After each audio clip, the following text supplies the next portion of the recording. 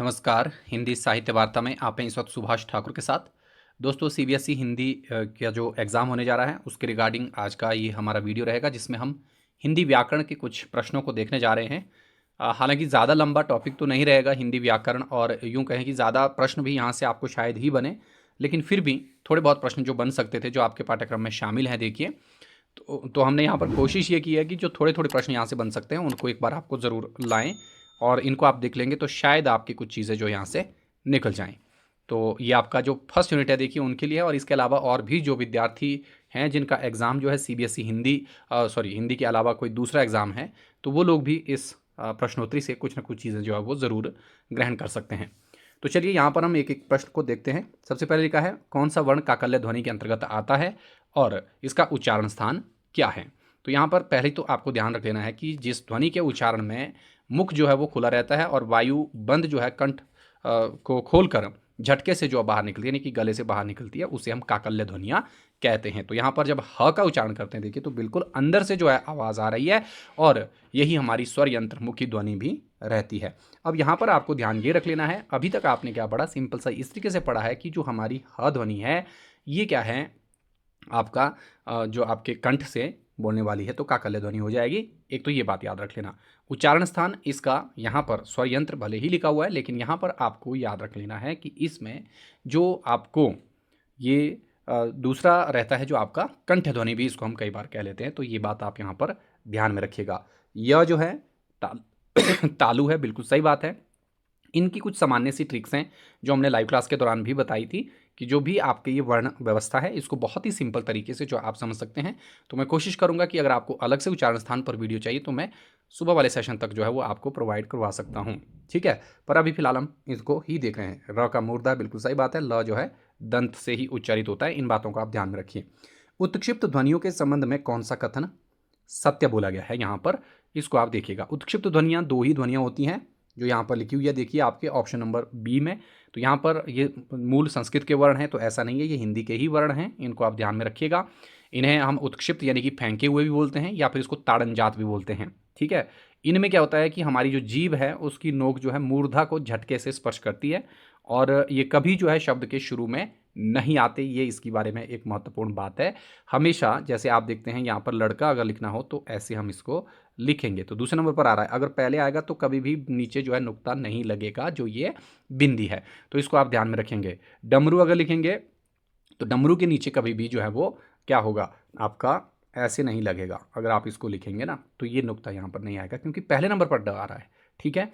ड़ दूसरे पे आ देखिए लड़का, जीभ लुढ़क रही है, ठीक है। तो ये आप ध्यान में रखिएगा। तो इसके उच्चारण में जीवा की नोक कठोर तालु को छूकर रुकती है, ये नहीं है। ये मैंने पहले भी आपको बताया कि इसके उच्चारण में जीभ की नोक जो है मूर्धा को झटके से स्पर्श करती है, ठीक है, और जीभा उलटकर मूर्धा को झटके से छूती है। तो ये बात इसमें बिल्कुल सही है। ये वर्ण शब्द के प्रारंभ में आ सकते हैं, तो ये भी नहीं है। तो यहाँ पर ऑप्शन नंबर जो आपका सी है ये बिल्कुल सही हो जाएगा। इसको आप ध्यान में रखेंगे। ए, बी और डी यहाँ पर क्या हो जाएगा, गलत हो जाएगा। वह ध्वनि के संदर्भ में सही युग्म चुनिए। वह क्या है आपका, ये आपका दंतोष्ठ ध्वनि, और इसमें क्या रहेगा आपका, घोष ये रहेगा, और साथ ही साथ अल्प प्राण ये हो जाएगा, ठीक है। वह का उच्चारण करते समय जो है ऊपर के दांत और निचले होंठ जो है और उनका एक तरीके से मिलन होता है, और इसलिए इसको दंतोष्ठ बोला गया है, ठीक है। वह जब आप बोलेंगे तो आपको पता चलेगा कि कहाँ कहाँ आपका कौन सा भाग जो है मुंह का स्पर्श हो रहा है ना। ये अंतस्थ व्यंजन होने के कारण क्या कहलाता है आपका, ये सघोष अल्प प्राण कहलाता है। यहाँ पर घोष लिखा है, तो घोष और सघोष एक ही चीज़ है, इसको आप ध्यान में रखिएगा। इसका उल्टा क्या हो जाएगा, इसका उल्टा हो जाएगा अघोष, है ना। ये ध्यान रख लेना है आपको। चलिए आगे बढ़ते हैं। अनुनासिक और अनुस्वार के सूक्ष्म अंतर के संदर्भ में अत्यंत सत्य कथन कौन सा है। अब आपको यहाँ पर ध्यान ये भी रख लेना है कि जो अनुनासिक है ना, वो क्या है, और जो आपका अनुस्वार है वो क्या है। अनुस्वार है सिंपल बिंदी, अनुनासिक क्या है, ये वाला हो जाएगा। पहली चीज़ तो आपको ये याद रख लेना, ठीक है। ये अगर याद हो गया तो आपका काम आसानी से हो जाएगा। तो पहली चीज़ ये क्या बोल रहा है कि अनुनासिक एक स्वर गुण है, जबकि अनुस्वार एक स्वतंत्र व्यंजन संधि, ऐसा नहीं है। ये दोनों ही क्या हो जाएंगे, आपके सेम हो जाएंगे। अनुनासिक के उच्चारण में वायु मुख और नाक दोनों से निकलती है, तो ऐसा नहीं है, ठीक है। ये अंतर भी इसमें नहीं रहेगा। तत्सम शब्दों में अनुस्वार का प्रयोग होता है, और तद्भव में अनुनासिका का ये भी नहीं है, ठीक है। लास्ट में यहाँ पर बोला गया है, देखिए कि जो शिरोरेखा के ऊपर मात्रा होने पर भी अनुनासिक का रूप बदला नहीं जा सकता, ये इसमें क्या हो जाएगा, असत्य हो जाएगा। तो यहाँ पर देखिए ये बोल रहा है कि शिरोरेखा के ऊपर जो है मात्रा होने पर भी अनुनासिक का रूप बदला नहीं जा सकता। तो अनुनासिक होता ही है हमारी ये वाली। तो शिरोरेखा लगी यहाँ पर देखिए ऐसे, जैसे अगर हमने यहाँ पर ऐसे लिखना है तो ये नहीं लिख सकते ना हम रेंगना।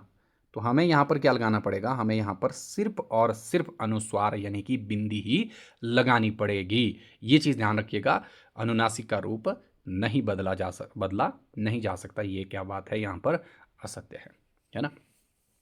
तो ये बात आप ध्यान में रखेंगे, इसको याद रखना है। तो यहाँ पर ऑप्शन नंबर डी जो है ये आपका क्या हो जाएगा, इसका सही आंसर हो जाएगा। बाकी जो चीज़ सही है। ओके, निम्नलिखित में से कौन सा वर्ण वर्तस्य ध्वनियों के समूह में आता है? ठीक है, अब जो वर्तस्य ध्वनियाँ होती हैं ये क्या कहलाती हैं, यानी कि मसूड़े जो हमारा दंत मूल है उसको क्या कहा जाता है, वर्तस्य कहा जाता है। ये बात आप ध्यान में रखेंगे। जो भी आपके देखिए ऐसे उच्चारण में मतलब ऐसे वर्ण जिनके उच्चारण में क्या होती है, जीभा मसूड़ों को स्पर्श करती है, वो ही कहलाते हैं आपकी वर्तस्य ध्वनियाँ। ये मूलतः आपका क्या है, न स र ल, न स र ल। ठीक है, इनका जब आप उच्चारण करेंगे तो आप देखेंगे कि आप जीवा जो है मसूड़ों को स्पर्श कर रही है। ठीक है, वर्त से हो जाएगा। नेक्स्ट है यहाँ पर पार्श्विक व्यंजन ल के उच्चारण में वायुमार्ग की स्थिति क्या होती है?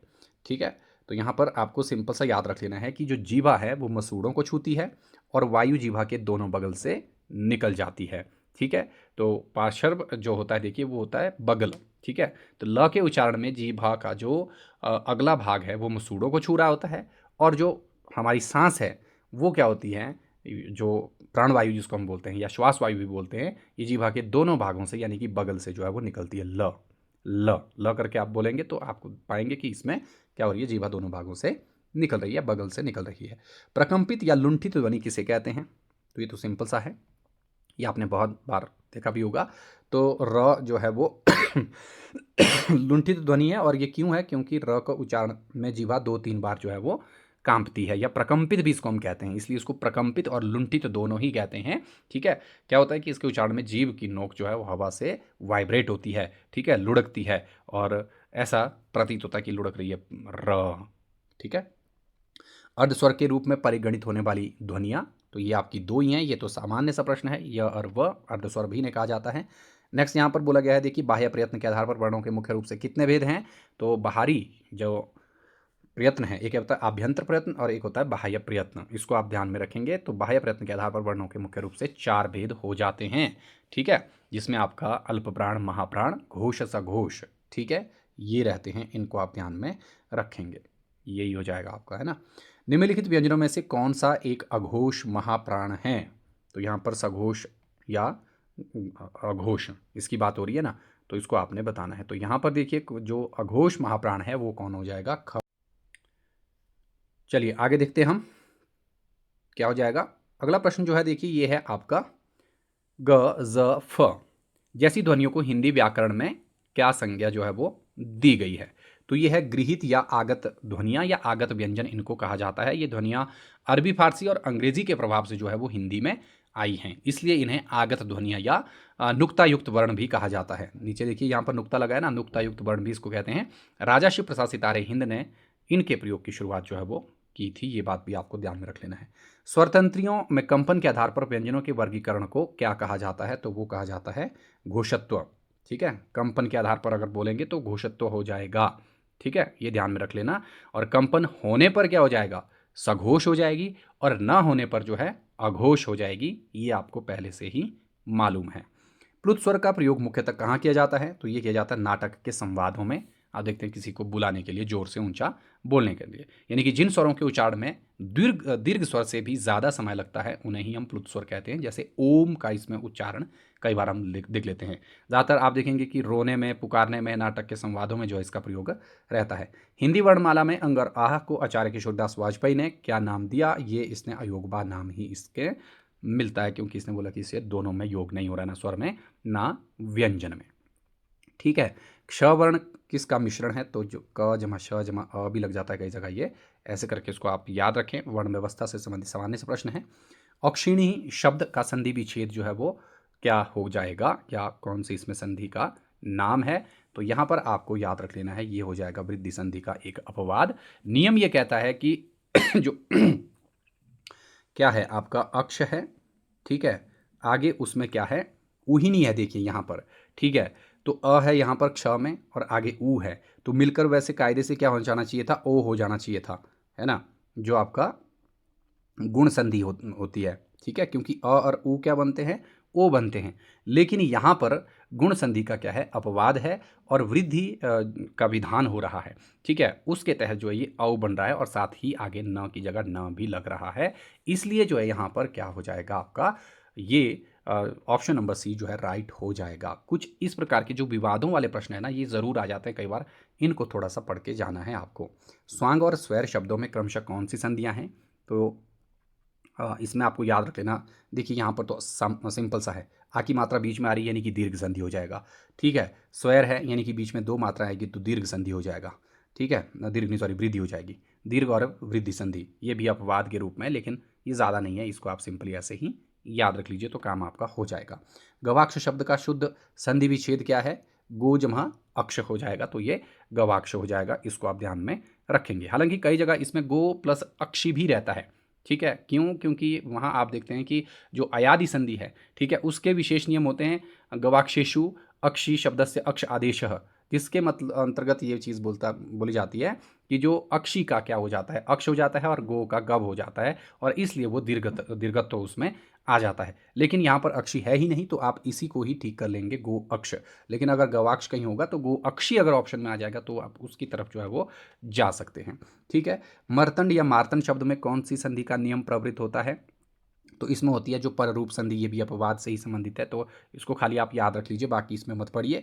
प्रौढ़ शब्द का सही संधि विच्छेद क्या है, ये प्र जमा ऊढ़ है, इसमें भी क्या है, अपवाद है, ये भी आपको ध्यान में रख लेना है। तो प्र जमा ऊढ़ मिलकर वैसे क्या बनेगा आपका, प्रौढ़ बनेगा। लेकिन यहाँ पर आप देखेंगे कि इसमें क्या है, अ है आगे ऊ है, तो फिर से ओ हो जाना था तो प्रौढ़ हो जाएगा, है ना। तो ऐसा नहीं है, यहाँ पर ये अपवादों में आता है, तो प्रौढ़ को जो है ऐसे ही लिखा जा सकता है और इसकी संभावनाएं ज़्यादा हैं पूछे जाने की। निम्नलिखित में से किस व्यंजन संधि का नियम त जमा श बराबर च छ पर लागू होता है, तो ये सारे ही हैं। तो ये व्यंजन संधि का एक नियम आता है, देखिए कि जहाँ कहीं क्या रहता है आपका कि नियम ये बोलता है कि त या द के बाद क्या आए, ये श वाला शलगम वाला आए तो त द का क्या हो जाता है, च हो जाता है, और इस श का जो है वो छ हो जाता है, ये ध्यान रख लीजिएगा। त द च में बदल जाएंगे और श जो है च छ में बदल जाएंगे, जैसे उच्च श्रृंखल, ठीक है, उच्च श्रृंखल, इसको क्या लिखा गया है, उच्छृंखल लिखा गया है, देखिए, ठीक है। तो उच्च की जगह क्या हो जाएगा, यहाँ पर उत हो जाएगा, उत जमा श्रृंखल, ठीक है, ऐसे करके। और एक है देखिए उत और श्वास, तो बन गया उच्छ्वास। उत, उत में त लगा हुआ है, आगे जो है श्वास है, तो त की जगह च आ गया आधा और श्वास की जगह क्या आ गया, छ आ गया, और ये उच्छ्वास हो गया पूरा। ऐसे करके आप इसको पढ़ते हैं, कई बार इनका आपको संधि विच्छेद करने को बोला जाता है। हनुमान और अहोरात्र में प्रयुक्त संधि नियम के अनुसार अहन शब्द के बाद यदि र वर्ण आए तो अहन का क्या परिवर्तन होता है, तो इसका होता है अहर। ये इसमें कुछ नियम रहते हैं, इसको आप ध्यान में रख लीजिए, ठीक है। चलिए नेक्स्ट क्वेश्चन है यहाँ पर, निरोग और नीरस शब्दों में संधि का कौन सा विशिष्ट नियम लागू होता है, तो यहाँ पर होता है देखिए विसर्गों का लोप होकर पूर्व स्वर जो है वो दीर्घ हो जाता है, ठीक है। पूर्व स्वर यानी कि ये देखिए जैसे नि और रस, ये हो गया नीरस, पूर्व स्वर ई है तो ये ऐसे हो जाएगा, है ना, निरोग भी ऐसे ही हो जाएगा, इसको आप ध्यान में रखेंगे, है ना। चलिए संस्कार और संस्कृति शब्दों में किस उपसर्ग और संधि का योग है, ठीक है, तो सम उपसर्ग और व्यंजन संधि का ये योग है, ये आप सिंपली याद रखेंगे। सम उपसर्ग के बाद यदि क्री धातु से बना कोई भी शब्द आ जाए, जैसे कार हो गया, कृति हो गया, कर्ण हो गया, तो वहाँ पर म का क्या हो जाता है, अनुस्वार हो जाता है, और बीच में जो है स का आगम हो जाता है, ठीक है, स का आगम होना यानी कि स आ जाएगा वहाँ पर, सम जमा कार संस्कार, स आ गया अपने आप। मनश्चिकित्सा शब्द का शुद्ध रूप संधि विच्छेद क्या होगा, ये हो जाएगा आपका सिंपली मनो और मनः जमा चिकित्सा। कुछ लोग जो है इसको मनोचिकित्सा कर देंगे, तो ये मनोचिकित्सा नहीं है। यहाँ पर आप देखेंगे कि विसर्ग के बाद च या छ आए तो विसर्ग का लोप जो आपका क्या रहता है, लोप होकर उसके स्थान पर श आ जाता है, ठीक है। ये भी किसका नियम है, जो आपका व्याकरणिक एक नियम रहता है, ठीक है। तो इसलिए सामान्यतः हम क्या कर देते हैं कि मनोचिकित्सा लिख देते हैं, जो कि अपने आप में अशुद्ध रहता है। तो यहाँ पर जो मनश्चिकित्सा है, मनश्चिकित्सा, ये शब्द जो है सही हो जाएगा, इसको आप ठीक करेंगे। वांग्मय, वाक प्लस मय, ये तो कोई ज़्यादा था ही नहीं वाणी से संबंधित। सच्चिदानंद का सही संधि विच्छेद क्या है, इसको आप ध्यान में रखेंगे। तो सत, चित्त और आनंद, सत, चित्त और आनंद, ठीक है। इसमें भी वही नियम काम कर रहा है, देखना त का च बन रहा है, ठीक है, और आगे वाला जो त है उसका क्या बन रहा है, द बन रहा है, ठीक है। तो इसमें आपके संधि के कुछ नियम काम कर रहे हैं। अगर आपको संधि थोड़ी बहुत मालूम है तब आप इसको कर सकते थे। सुषुप्ति शब्द का विच्छेद क्या, नियम बताइए। तो यहाँ पर 28वां प्रश्न बोल रहा है सुषुप्ति का नियम क्या है। तो इसमें ये है सुसुप्ति, स का श हो जाना, ठीक है, सुषुप्ति, ये है इसका नियम, ठीक है।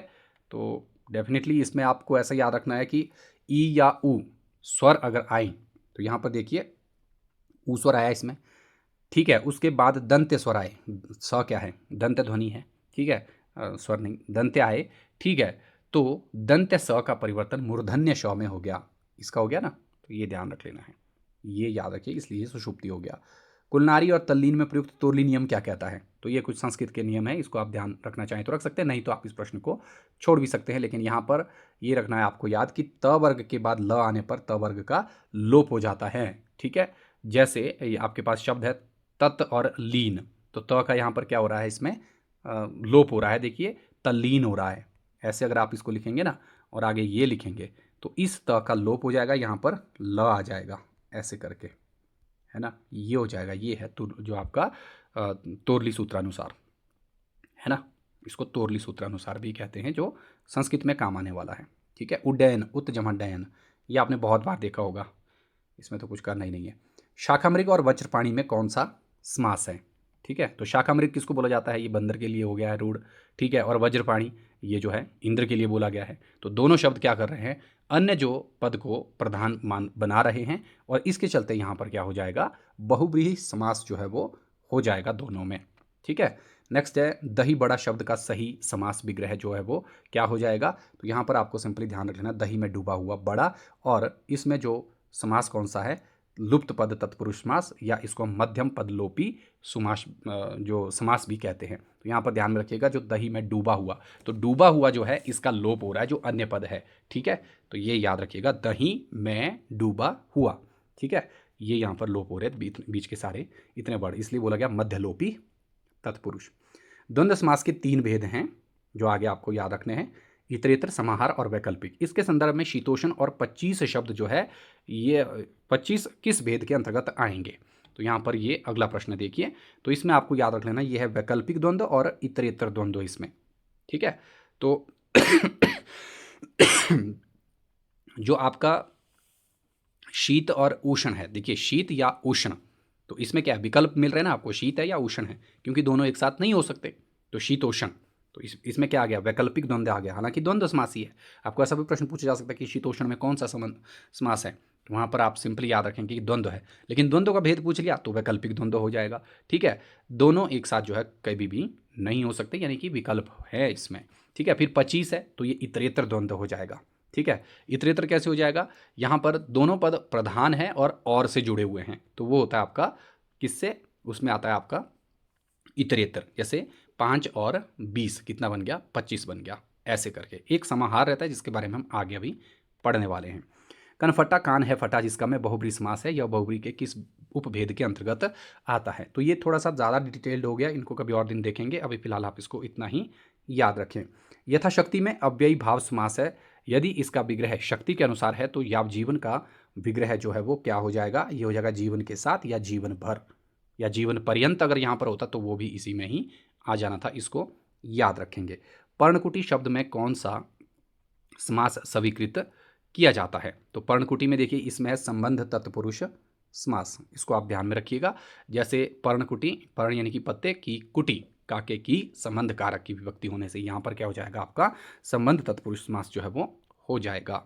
नेक्स्ट यहाँ पर लाठा लौठी और गाली गलौज में क्रमशः कौन से समास हैं, तो इसमें व्यतिहार, बहुब्री समास और समाहार द्वंद्व हो जाएगा, ठीक है। इसको आप यहाँ पर ध्यान में रखिएगा। गाली गलौज में देखिए गालियों के साथ साथ अन्य अपशब्द जो रहे हैं उनका समाहार है, इसलिए बोला गया। तो गाली गलौज में अगर पूछें आपको तो वहाँ पर समाहार द्वंद्व हो जाएगा, ये आपको समझ आ गया। समाहार में क्या होता है, जहाँ पर जो है किसी और चीज़ का भी क्या हो जाए, समाहार हो जाए, ठीक है। तो इसको आप ध्यान में रखेंगे ऐसे करके। अरण्य रोदन मुहावरे का सटीक अर्थ क्या है? ये होता है ऐसा कथन जिस पर कोई ध्यान न दे। ये बात आपको यहाँ पर याद रख लेनी है। ठीक है, मतलब व्यर्थ की वाद विवाद। उसके बाद है देखिए, जो नन तत्पुरुष समास है उसका उदाहरण पहचानिए। तो ये सारे ही हैं, यानी कि जिसमें पहला शब्द जो है निषेधात्मक रहता है वो सारे के सारे क्या हो जाते हैं, इस समास के अंतर्गत आते हैं। ठीक है, नंच बोलता है, कुछ कुछ लोग इसको कुछ नंग कहेंगे, है ना, कुछ इस तरीके का इसका उच्चारण है। उच्चारण पर मत जाइए, बस याद रख लीजिए जहाँ कहीं भी पहले आपका जो है क्या हो जाए, आपका जो मतलब ऐसा शब्द हो जिसको हम निषेधात्मक या अभाव सूचक शब्द कहते हैं। ये अन, ना, गैर, न ऐसे शब्दों से ये शुरू हो रहा होता है। ठीक है, जैसे अंत के साथ आप देखेंगे अ लग गया तो अनंत। ठीक है, न मतलब जैसे लायक है तो नालायक हो गया, है ना, तो वहां पर ये आ जाएगा। भूत बलि शब्द का सही समास विग्रह क्या होगा? भूतों की बलि नहीं होगा, भूत के लिए बलि होगा। ये ध्यान रख लेना, बहुत सारे लोग जो इसको जल्दबाजी में गलत कर जाते हैं। कापुरुष और कुपुत्र में कौन सा समास प्रवृत्त रहता है? तो कापुत्र और कापुरुष और कुपुत्र, तो ये कर्मधारय समास हैं। क्यों? क्योंकि का और कु जो है ये यहाँ पर क्या है, कायर जैसे उपसर्ग या हीनता या निंदा के अर्थ में जो है विशेषण का कार्य कर रहे हैं, इसलिए यहाँ पर क्या हो जाएगा, कर्मधारय समास हो जाएगा। ठीक है, ये बात आप याद रखेंगे। नीलोत्पल, नीलोत्पल में कर्मधारय समास है, इसमें पदों की प्रधानता का क्या स्वरूप है? तो यहाँ पर आपको याद रख लेना है कि जो पूर्व पद है वो विशेषण है, क्या नीले की विशेषता बता रहा है ना, और उत्तर पद क्या है, विशेष्य हो रहा है। ठीक है, तो ये याद रख लेना है। ठीक है, तो नील क्या है, नीला वर्ण हो गया जो विशेषण है, और उत्पल यानी कि कमल है। ठीक है, जो क्या है आपका विशेषण, सॉरी विशेष्य है, इसलिए यहाँ पर क्या है, विशेषण विशेष्य कर्मधारय जो है वो हो जाएगा। कर्मधारय समास अगर आपको ऐसा पूछे कि नीलोत्पल, है ना। कूपमंडूक होना मुहावरे का अर्थ होता है संकुचित अनुभव होना, ये बात आप ध्यान में रखिएगा। शताब्दी और त्रिलोकी शब्दों में द्विगु समास माना जाता है। द्विगु समास वास्तव में किस समास का उपभेद है? ये तत्पुरुष का ही उपभेद है, हालांकि आज के समय में इसको अलग से देख रहे हैं। गुलर का फूल होना मुहावरे का अर्थ क्या होता है? कभी न दिखाई देने वाली वस्तु होना या बहुत कम दिखाई देना। ठीक है, दुर्व्यवहार शब्द में कितने उपसर्ग हैं? तो इसमें आपको ध्यान रख लेना कि इसमें 3 उपसर्ग हो जाते हैं। वो 3 कौन कौन से रहते हैं? सबसे पहले आपको इसमें याद रख लेना है, दुर रहता है, दुर के बाद जो है इसमें वी रहता है, वी के बाद जो है इसमें अव रहता है। ये है इसमें दु, वी और अव। ठीक है, दुर, वी और अब बन गया व्यय, अवहार। ठीक है, ऐसे करके ये 3 हो जाएंगे, इनको याद रखेंगे। प्रागैतिहासिक में मूल शब्द उपसर्ग और प्रत्यय का सही विन्यास क्या हो जाएगा? सबसे पहले आएगा प्राक, प्राक के ऊपर इतिहास, इतिहास के बाद आएगा इक, और ये प्राक यहाँ पर क और आगे ई है, यानी कि यहाँ पर व्यंजन संधि का नियम जो है वो काम कर रहा है, और क अपने ही वर्ण के तीसरे अपने ही वर्ग के तीसरे वर्ण में बदल जाएगा, प्रागैतिहासिक हो जाएगा। ठीक है, ये बात आप ध्यान में रखेंगे। निम्नलिखित में से किस शब्द में इंदा प्रत्यय नहीं लगा है? तो यहाँ पर कारिंदा, ये हो जाएगा, कार शब्द के साथ लगा हुआ है इंदा, ये नहीं है, कार अपने आप में नहीं होगा यहाँ पर, इसको ध्यान में रखेंगे। अनौप्यास जो औपन्यासिक शब्द हैं उनमें कौन सा प्रत्यय और मूल शब्द क्या है? तो यहाँ पर इक प्रत्यय हो जाएगा, और जो आपका उपन्यास, सॉरी ए आएगा, गलत कर दिया, ए आ गया, है ना, इसको आप ध्यान में रखिएगा, इक और उपन्यास यहाँ पर हो जाएगा, है ना, इसको ध्यान में रखिए। उधो का लेना, नमाधो का देना, इस लोकोक्ति का सही अर्थ क्या होता है? यानी कि पूरी तरह से तटस्थ रहना, ये है इसका मतलब। ठीक है, उधो का ना लेना, नमाधो का देना। मुहावरे तो आपको रटने ही पड़ेंगे, इसमें और कुछ हो ही नहीं सकता। कृदंत प्रत्यय किन शब्दों के साथ जुड़ते हैं और तद्धित किन के साथ? यहाँ पर बोला गया है, प्रत्यय से संबंधित प्रश्न देखिए।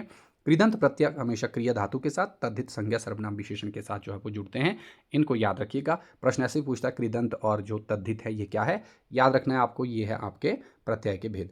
पशु शब्द में त्व प्रत्यय लगाने पर पशुत्व बनता है, यह किस प्रकार का तद्धित प्रत्यय हो जाएगा? ये है भाववाचक। देखिए, जहाँ कहीं भी त्व और जो आपका ता शब्द या पन शब्द ऐसे आ जाता है, या ता लगता है लास्ट में या त्व लगता है लास्ट में, तो समझ जाना है कि वो क्या है आपका, ये भाव का बोध कराने वाले शब्द हैं, इसलिए यहाँ पर भाववाचक तद्धित प्रत्यय जो है वो हो जाएगा। ठीक है, ये याद रख लेना है। कौशीय शब्द का सही समानार्थी क्या होता है? कौशीय का मतलब होता है रेशम, कुछ लोग जो है कोश से इसको कौशीय समझ लेते हैं, ऐसा नहीं है, तो यहाँ पर रेशम हो जाएगा इसका राइट आंसर। शार्दुल का पर्यायवाची क्या नहीं है? तो ये है द्विरद, ऑप्शन नंबर जो आपका डी है, देखिए तो द्विरथ किसको बोलते हैं? हाथी, दो दांत वाला द्विरथ, दो रथ। ठीक है, इसको आप ध्यान में ऐसे करके रख लेंगे। बाकी व्याघ्र, केहरी और चित्रक ये किसके हैं? शार्दुल के ही हो जाएंगे बाघ के। ठीक है, उत्कर्ष शब्द का सही विलोम क्या हो जाएगा? ये हो जाता है आपका अपकर्ष। बहुत बार ये प्रश्न पूछा हुआ है, इसलिए आप इसको थोड़ा सा ध्यान में रखेंगे। गंवार शब्द में मूल शब्द और प्रत्यय बताइए। तो यहाँ पर गांव और आर हो जाएगा। आर हो जाएगा, हाँ, गांव और आर। ठीक है, ये याद रखिएगा। यहाँ पर गांव हो गया, ये गांव होना चाहिए। इसको आप एक बार देख लीजिएगा, गांव और आर, नहीं ये वाला नहीं, ये वाला होना चाहिए, गांव और आर।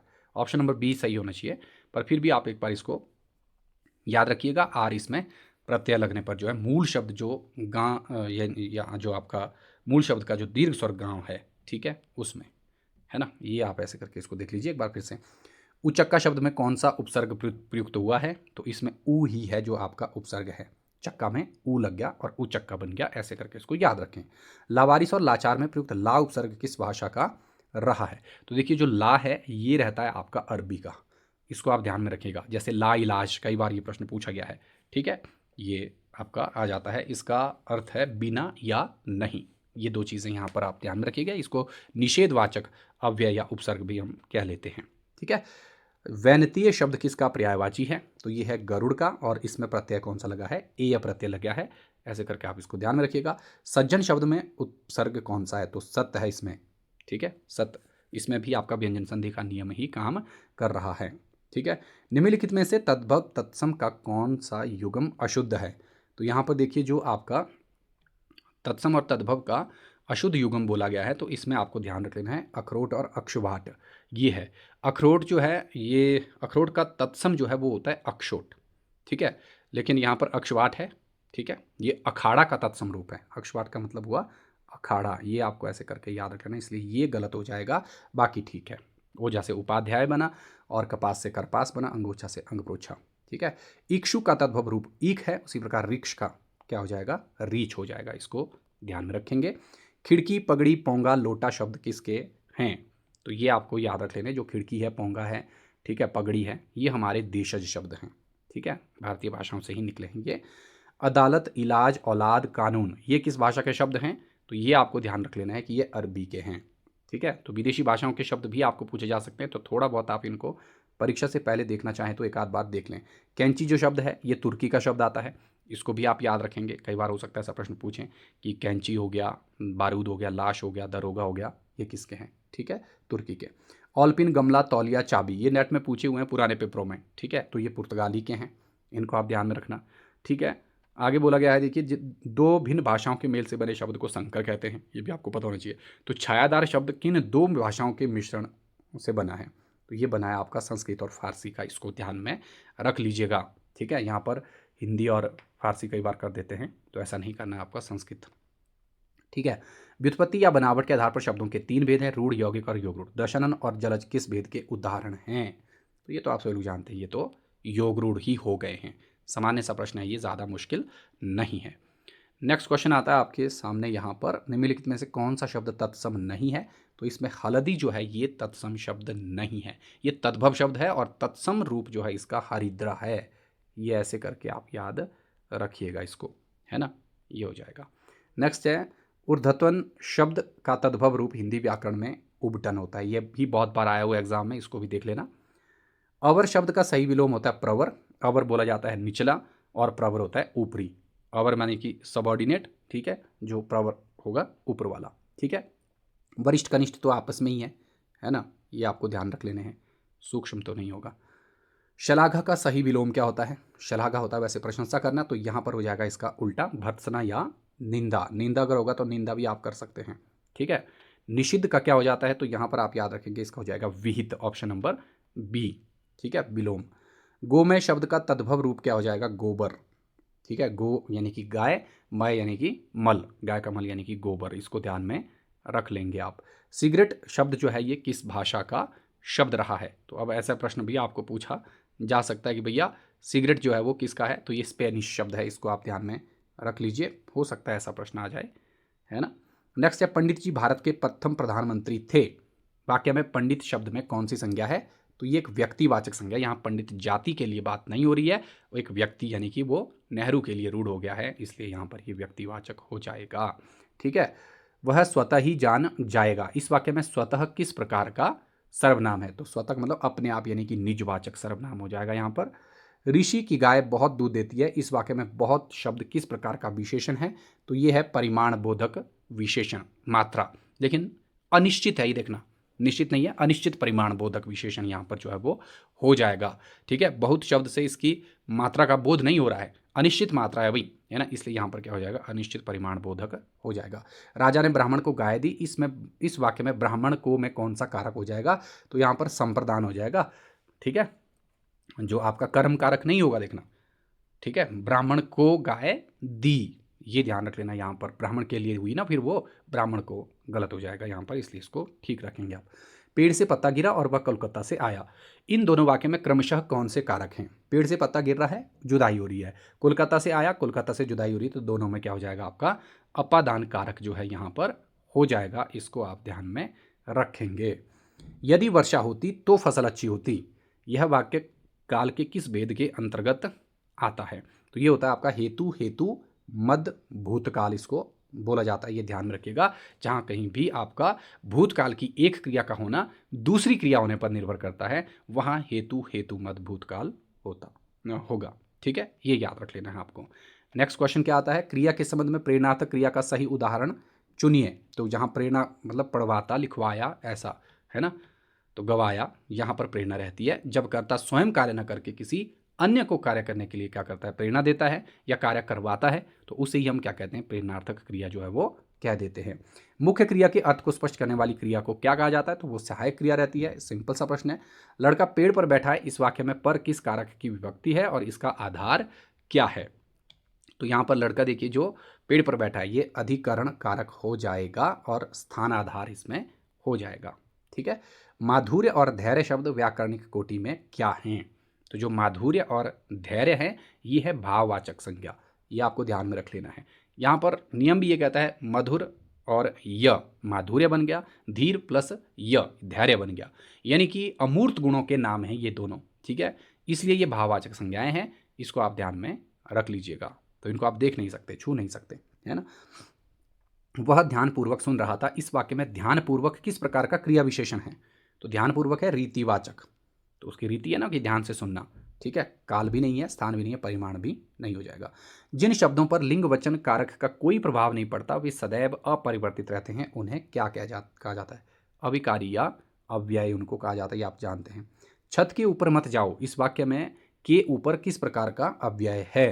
तो यहाँ पर यह प्रश्न आपको बोला गया है कि छत के ऊपर मत जाओ, वाक्य में के ऊपर किस प्रकार का अव्यय है? तो यह है संबंध बोधक।